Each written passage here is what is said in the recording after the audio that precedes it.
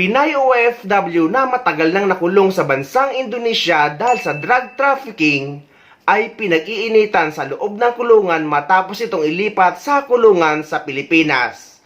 Humihiling naman ang pamilya sa ating Pangulo na palayain na ang nasabing OFW. Nababahala ang pamilya ni Mary Jane Veloso sa kanyang seguridad matapos siyang ilipat sa mas malaking selda. Pinag-iinitan umano siya ng kanyang mga kasama sa kulungan. Nasa frontline na balitang yan, si Rainiel Pawid, exclusive.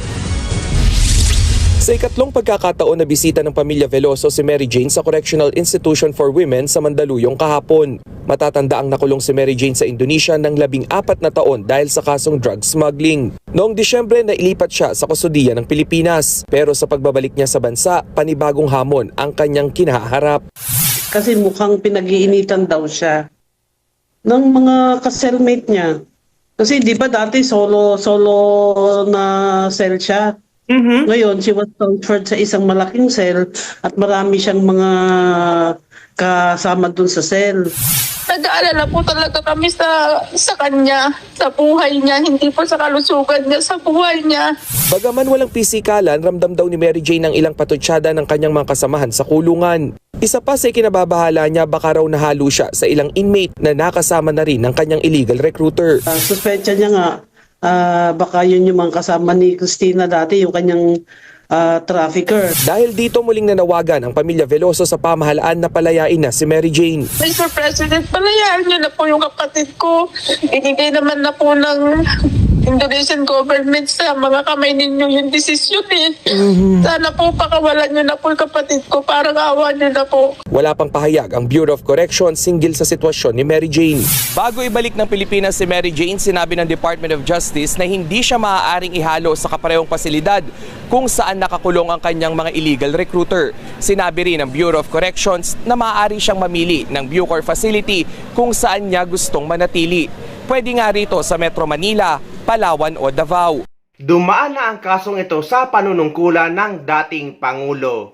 Pero dahil nga ang kaso ay may kinalaman sa illegal na droga, kaya hindi siya napalaya. Pero ang mga OFW naman na nahatulan ng bitay sa ibang bansa dahil sa iba't ibang mga kaso, ganito na lang kung ipagtanggol ng ating dating Pangulo. Higit 2 dekadang nagtrabaho bilang kusinero sa Middle East si Roderick Aguinaldo. Pero nasangkot siya sa pagpatay sa isang Pakistani sa Bahrain. May 2017 nang hatulan ng korte si Roderick ng kamatayan. 1 taon mula nang unang sumulat si Pangulong Duterte kay King Hamad bin Isa Al Khalifa ng Bahrain, ibinaba sa life imprisonment ang naunang hatol na bitay kay Roderick. Muling sinulatan ng Pangulo ang hari ng Bahrain para naman sa panibagong hiling na pardon para kay Roderick.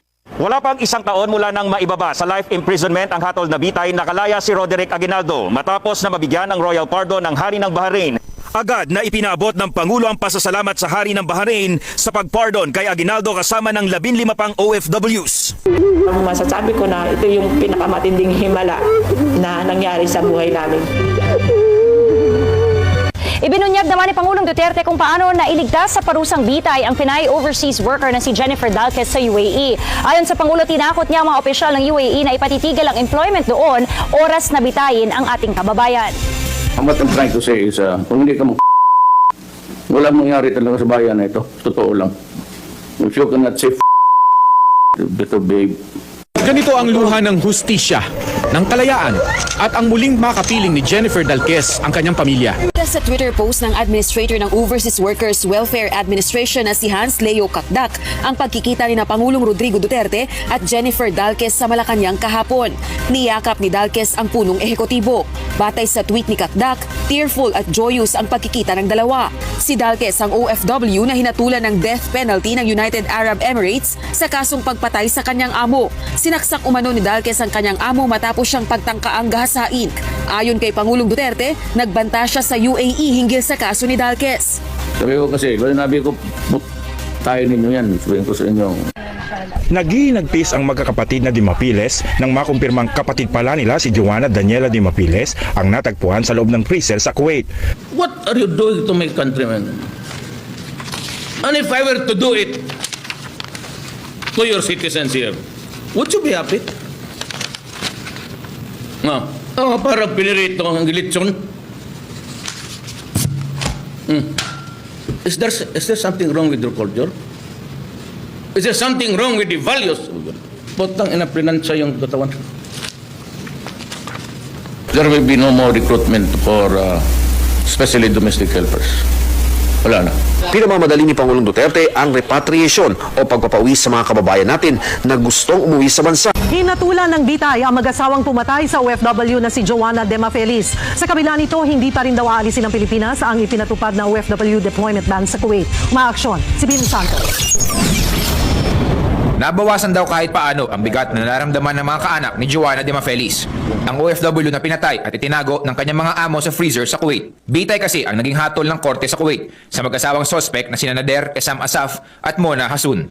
Sinalubong ni Pangulong Duterte ang mahigit 100 OFW na umuwi sa bansa mula Kuwait sa Naiya kagabi. Sila ang nag-apply ng amnesty kasunod ng anunsyong total deployment ban sa nasabing bansa. Hindi ko nagustuhan at saka hindi ko na masikmura. Sabi ko, pauwin mo lahat.